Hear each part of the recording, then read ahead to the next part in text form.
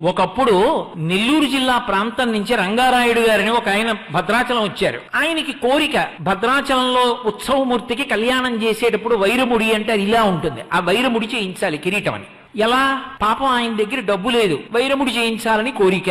ఆయన రోజు రామ రామ రామ రామ రామ రామ రామ అని రామచంద్రమూర్తితో ప్రార్థన చేసుకు పడుకునేవాడు. సీతారామ కళ్యాణం దగ్గరికి వచ్చేస్తోంది, కొన్ని నెలల్లోకి వచ్చేసింది. రామచంద్రమూర్తి కల్లో సాక్షాత్కరించారు. బెంగ పెట్టుకోకోయ్, నీకు మీ తండ్రి గారు ఇచ్చినటువంటి ఇంట్లో మధ్య గది తవ్వు, అక్కడ 6 మణులు ఉంటాయి, ఆ 6 మణులు తీసి నాకు వైరముడి చేయించన్నారు. ఆయన తిన్నగా వెళ్లి వాళ్ళ తండ్రి గారు ఇచ్చినటువంటి ఇంటి మధ్య గది తవ్వించారు.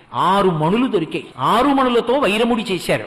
కంసాలులు అన్నారు, ఆ మధ్యలో ఒక్క మరకతమణి వేస్తే అందం వస్తుంది, ఆ మరకతమణి లేకపోతే ఇది పిడితే అందం రాదు అన్నారు. ఎక్కడొస్తుంది మరకతమణి?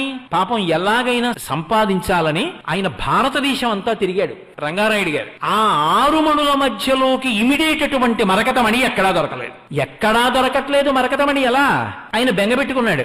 రామచంద్రమూర్తి యొక్క ఆజ్ఞ, ఒక వారకాంత దక్షిణ దేశం నుంచి వచ్చి అయ్యా, ఎప్పటి నుంచో నా చేతికి ఉంగరం ఉంది, నాకు రాముడు చెప్పాడు ఇందులో మరకతమణి ఉంది, మీరు వైరముడి చేయించారట, తెల్లవారితే శ్రీరామనవమి, ఈ మరకతమణి ఆ కిరీటానికి సరిపోతుందని నన్ను పంపించాడు, సరిపోతుందని ఆయన అన్నాడు కాబట్టి సరిపోతుంది, తీసుకోండని ఉంగరం ఇచ్చింది. కంసాలుల్ని పిలిపించి ఉంగరంలో మరకతమణి తీసి వైరముడిలో వేశారు. ఖచ్చితంగా సరిపోయింది.